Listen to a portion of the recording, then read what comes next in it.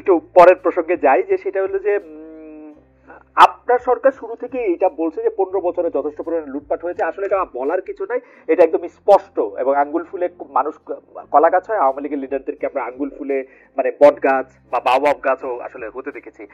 হাজার কোটি টাকা পাচার হয়েছে, এটা ঠিক। দেশে বিদেশে সূচক টেম্পারিং করে আওয়ামী লীগ সরকার অর্থনীতির অগ্রগতি দেখিয়েছে, কিন্তু ফ্যাক্ট রিমেন্স ওরা এলডিসি থেকে উত্তরণের 2টা সূচকে কোয়ালিফাই করেছিল। এবং আপনার সরকারও বা আপনিও আপনারা বৈঠক করে আপনারা ঠিক করলেন 2026 সালে আসলে এলডিসি থেকে উত্তর করবেন। এটা কি আসলে প্রকারান্তরে আওয়ামী লীগ যে অর্থনীতিটাকে ঠিক পথে রেখেছিল, যদি আমি জাতীয় বা বেস্টিক অর্থনীতির কথা বলি, এইটা প্রমাণ করে কিনা? এইটা আমি বলি শুধু আওয়ামী লীগটা ধারাবাহিকভাবে আমি সবসময় বলছি 53 বছরে কিন্তু বাংলাদেশের অনেক চড়াই উত্তরায় পেরিয়ে কিন্তু মোটামুটি কিন্তু একটা সন্তোষজনক উন্নতি হয়েছে, এটা অস্বীকার করার উপায় নেই। কিন্তু একটা পার্টিকুলার সরকারের জন্য না, এটা ধারাবাহিকভাবে। এবং দোষটা অনেক সময় এসছে 15 বছরের জন্য। আমরা কিন্তু আরো যেটা আমরা বলি কাউন্টার ফ্যাকচুয়াল আর্গুমেন্ট, যে ওরা যদি 15 বছরে যে একটু বেটার আরো পারফর্ম করতো, করাপশন না হতো, স্বজনপ্রীতি না হতো, বাংলাদেশে এতদিনে কিন্তু মিডল ইনকাম গিয়ে এবং বরং আপার মিডল ইনকামের দিকে যেতে পারতো, সেটা হয় নাই। অতএব আমরা দেখেছি যে মাইক্রো হিসেবে যেটা এক্সপোর্ট বেড়েছে, এসএমই খাতে বেড়েছে, তাই না? আর কৃষিতে আমাদের মোটামুটি ধারাবাহিক ভাবে ভালো করছে, শুধু বন্যা মানে ইসে ছাড়া। আর আপনার যেটা হিউম্যান রিসোর্স সেক্টর আমাদের গ্যাপ আছে, একটু ভালনারেবিলিটিটাও কিছুটা আছে।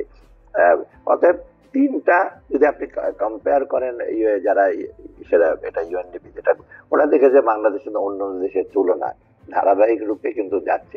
মাঝে মাঝে ইনফ্লেশন বাড়ছে, এখন এইবার যেমন ইনফ্লেশন বাড়ছে, কিন্তু পার্কে ক্যাপিটা কমে বা জিডিপি কমে যাচ্ছে বা ব্যবসা বাণিজ্যের পরিধি কমে যাচ্ছে, সেটা না, স্লো তো হচ্ছে। অর্থাৎ সেই দিকে বলবো ডেফিনেটলি আমাদের ম্যাক্রো ইকোনমিক যেটাই সেটা আছে, সেটা মোটামুটি সে পর্যায়ে চলছে। আর্থিক দিকে টাকা পয়সা চুরি দিকে, এটা আমি যেটা সবসময় কাদের কিনে চলে আসছিলাম, যা আমরা ওটাকে স্টপ করেছি। অর্থাৎ এই দিক দিয়ে আপনি বলতে পারেন ইনডিরেক্টলি ওভার দ্য ইয়ার যেগুলো করেছে সেগুলো মোটামুটি কিন্তু আমাদেরকে একেবারে ধ্বংসের পথে নিয়ে জানে, কিন্তু আমাদেরকে অনেক ডিফিকাল্ট সিচুয়েশন নিয়েছে, যেটা আমাদের বাংলাদেশ কিন্তু আরো বিশেষ করে ম্যাক্রো ইকোনমিক সেক্টরে বা ওভারঅল সাথে মোটা দাগের ডেভেলপমেন্ট হয়েছে। দেখুন ফলটা কিন্তু ফ্রুটসটা কিন্তু সাধারণ মানুষ পায়নি, এটাই সবচেয়ে বড়। এই বৈষম্যের জায়গায় যেটা হয়েছে, আপনি রিলেটিভলি গরিব লোকেরা তাদের কিন্তু সেরকম ভাবে তাদের আয় বাড়েনি, মুসলিমেও কিছু লোকে আবার রিজিওনালও ডিসপ্যারিটি হয়েছে। আমরা এই মানে স্বাভাবিকভাবে একটা সোজা প্রশ্ন করলে, গরিব মানুষ কি এই আওয়ামী লীগ সরকার চলে যাওয়ার পরে তুলনামূলকভাবে ভালো বেশি আছে? হ্যাঁ, এটা আমি বলছি। হ্যাঁ, খারাপ নাই, কিন্তু আচ্ছা খারাপ নাই ভাই, আমি বলছি যে তারা যে ছিল বরং তারা একটু হিসেবে পাচ্ছে, তাদেরকে আমরা বলছি যে তোমরা ভবিষ্যতে তোমার স্কোপটা উন্নয়নের ফলটা তোমাদের তারা বেশি পৌঁছাবে। এই জন্যই কিন্তু আমরা চেষ্টা করছি তাদের সোশ্যাল সেক্টর, তাদের জীবিকাটার উপর, শুধু পার ক্যাপিটা ইনকাম, শুধু জীবিকা না, এবং কোয়ালিটি অফ লাইফ এটাকে বাড়াবার জন্য। এটা কিন্তু আমরা সচেষ্ট হচ্ছি বিভিন্ন জায়গায়। আচ্ছা, আমি পরবর্তী প্রসঙ্গে যাই। খালি আমি ইয়াটা বলে রাখি যে আপনি জীবিকা, পার ক্যাপিটা ইনকাম শুধু না, সমস্তটা দিয়ে আপনি কি সোশ্যাল সেফটি নেটের ক্ষেত্রে আপনি এই কথা বলতে পারছেন? মানে যারা একেবারে প্রান্তিক তাদেরকেও কি, নাকি পলিটিক্যাল গভর্নমেন্ট থাকলে সোশ্যাল সেফটি নেটটা একটু স্ট্রঙ্গার থাকে? আমি বলি সোশ্যাল সেফটি নেটটা যেটা হয়েছিল গতবার, বরং পলিটিক্যাল গভর্নমেন্ট থাকলে যেটা অসুবিধা হয়েছে, যেটা ক্ষতি হয়েছে, প্রায় 127টা সোশ্যাল সেফটি নেটের প্রজেক্ট আছে এবং বিভিন্ন মন্ত্রণালয়। টাকা পয়সার দিক দিয়ে কিন্তু খুব অপ্রতুল না, কিন্তু যারা বেনিফিশিয়ারি, এই যে 1 কোটি লোকের কাছে যাওয়া, আমাদের প্রায় 20 লক্ষ লোকই হলো আপনার আনডিজার্ভিং, ইউনিয়ন প্রেসিডেন্ট মেম্বারের ভাই বোন, এটা সেটা। অতএব 80 লক্ষ এরা ওয়েস্টেজ হয়েছে। অতএব সেই টাকাটা যদি থাকতো, আপনি পরিধি বাড়াতে পারতেন বা অ্যালাউন্সটা যে বয়স্ক ভাতা 500 টাকা, ওটাকে আরো বেশি দিতে পারতেন। অতএব এই জিনিসটা কিন্তু ইফেক্টিভ হয় নাই। এমনি ছিল সোশ্যাল সেক্টরে, এখন আমরা বলছি যে এইখানে বেশি নজর দেবো। এমন ইনফ্যাক্ট বলি আমি যে জোনারা যখন আমাদের কাছে আসে, ওয়ার্ল্ড ব্যাংক থেকে এডিবি আসে বা বায়োলেটারাল, মোটামুটি তোমরা কিন্তু মাইক্রো ফান্ডামেন্টাল ব্যবসা হিসেবে করবে, কিন্তু সোশ্যাল সেক্টরকে তুমি ইসে করতে পারবে না,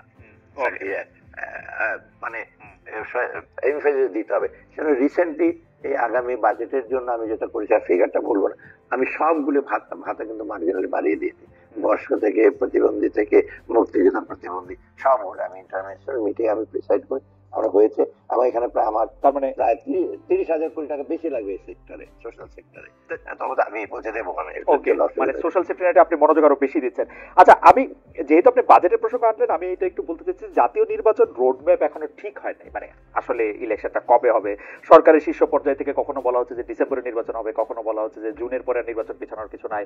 তা অনেকে বলতেছেন যে না, ওই বিচার না করে সেটা না করে সেটা না করে বিচার করা যাইতে পারবে না। তো ক্ষমতার মেয়াদ না জেনে আসলে একটা অর্থ বছরে বাজেট করা তো নিশ্চয়ই একটা চ্যালেঞ্জের। 6 মাস পর না নতুন 1 বছর পর সরকার আসতেছে, সেটা আপনি কোনটা মাথায় রেখে আপনি এটা করতেছেন? আচ্ছা, আমি বলি, প্রথমত এটা অনেকে জিজ্ঞেস করেছে, সেদিন অর্থনীতিবিদরা আসছিল পরশুদিন, প্রফেসর রেহমান সোবহান সহ সমস্ত সিনিয়র অর্থনীতি। দেবপ্রিয় আসে নাই, কারণ যাক, প্রফেসর রেহমান সোবহান আসছে, অনেকে আসছে যারা, যাই হোক, সেখানে একই প্রশ্ন। তখন আমরা প্রথমত আমি বলি আমরা বাজেটটাকে রিভাইজ করি। রিভাইজ বাজেটটা এই কয়েকদিন আগে আমরা মন্ত্রণালয়কে বলেছি, রিভাইজ বাজেটটা আমরা খুব বেশি কিন্তু টিঙ্কারিং করি নাই। একটা বেশি ইস্যু করেছি যে বিষয় রাষ্ট্র পাচ্ছেন না, এডিবিটা যেগুলো প্রজেক্ট গুলো আপনার একদম যাচ্ছে, 10, 12, 15 বছর হয়েছে, প্রোগ্রেস 2%, 4%, 5%, সেইগুলি আমরা বলছি এখন আরেকটু আমরা রিভিজিট করবো, এগুলো করবো। সেটা প্ল্যানিং মিনিস্টার আমি বসে আমরা কাজের বসে ঠিক করেছি। অর্থাৎ এডিপি সাইটটাকে আমরা প্র্যাগম্যাটিক করছি রিভাইজ বাজেটে। আর আমরা যেটা চলছে অনেক দূর চলে গেছে, ধরো রূপপুর প্রজেক্ট প্রায় বহু টাকা ডিসবার্সেড, ওটা আমরা বলবো না বন্ধ করে দাও, ওটা আমাদের প্রয়োজন, তাই না? অর্থাৎ এইরকম কিন্তু কিছু কিছু আছে মনুমেন্ট প্রজেক্ট বলি আমি সাধারণত, মনুমেন্ট বিরাট বিরাট দেখবে লোকজন উপর থেকে, তাকিয়ে থাকলে কিন্তু কাজ হবে না। সেই প্রজেক্ট গুলোর ব্যাপারে আমরা রিভিজিট করছি, এক্সটেনশনের ব্যাপারে হতে হবে না, কিন্তু এডিবি আমরা প্রজেক্ট রাখবো যেখানে লোকাল এমপ্লয়মেন্ট জেনারেশন হবে। বিরাট বিরাট কাটার পিলার বড় বড় যন্ত্রপাতি এনে হাই ইসে করবে, বাট লোকাল রিসোর্স ব্যবহার করবেন। অর্থাৎ এইগুলো করছে, অর্থাৎ রিভাইজ বাজেটটা এটা হলো। সামনের বাজেটটা চ্যালেঞ্জ হিসাবে বলে অলরেডি আমরা সেটা একটা রূপরেখা আমরা প্রেজেন্ট করেছি কয়েকদিন আগে ডিফারেন্ট বাজেটের ক্ষেত্রে। মেইনলি হলে আমাদের কতগুলো চ্যালেঞ্জ আছে এখন। একটা হলো মূল্যস্ফীতির ব্যাপারটা, তার মানে both supply side, demand side. Monetary policy demand side করছে, but that is not enough supply সাইডটা। এটা দেখতে পাচ্ছেন, আমি ট্যাক্স কমিয়ে দিয়েছি এসেনশিয়াল প্রোডাক্টে, ইভেন বাড়িতে আছে আজকে 50,000 মন চাল, 20,000 মন মসুর ঢালানোর জন্য আমরা পারমিশন দিয়েছি। অর্থাৎ এইগুলো একটা চাপ পড়ছে আমাদের মধ্যে, অর্থাৎ এইটা আমাদের বাজেটে কিন্তু এই প্রভিশনটা রাখতে হবে।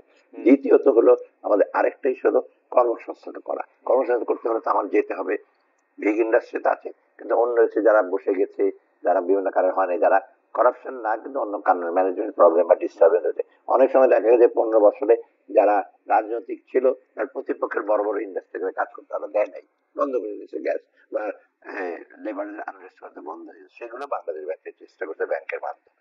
এইটা একটা